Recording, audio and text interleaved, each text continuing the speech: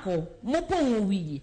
Koro in kidwa konye to ketne Muma kitemo yaro ne weche mopuonje go ilerne, nikech samoro iyudo ni koro gira gik ma ng'ato wero ng'ato wacho sate tiyudo ni puonj maduong' manie iye onge. Koro in ka in gi puonj mar biblos iwacho ni in itero ne adieri mar biblos to nyalo konye. Mar adek, ji aina gi iyudo ka gin gi luoro mang'eny, nikech kata luoro to ka wuok ka we kanisa ni donga dhi tho to koro ji wejowa gi Muma nikech buk mar jo Timotheo 2 wes achiel second Timotheo mar 2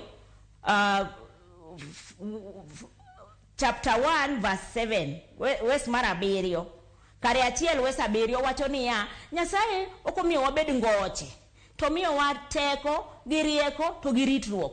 Koro waywayo gi wach Nyasaye, koro nyiso gi kik ibed maluor kata kiwuok ka Nyasaye pod ni kodi, nikech Nyasaye ok ochuno ni nyaka ibed e kanisa achiel ni.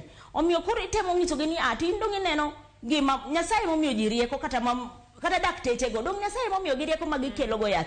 Koro tiene niya, watiego gi, waywayo gi machiegni, wayango ne gi Muma to waketo gi e hera. To mano nyalo miyo ng'ato pache lokore. To kwa dhine gi gang'enge to wabro medo riembo gi. Mogik, kikiling, kineno ka gimoro dhi marach machiegni kodi, kikiling alinga, nikech kiling to kara kamoro kiwuoyo to wuoyo ni no wach miwacho no nyalo kelo konyruok. To ling mari no tiene ni wach ni no tiene ni inyalo dhi kata mana e bad sirkal moro makoro ne ineno ka koro konyruok ma wayudo Migori ka otimore nikech ng'ato no wuoyo. Kikiling alinga. Ero kamana inya. Maendi tadwa ni duok na gi dakika achiel. Joseph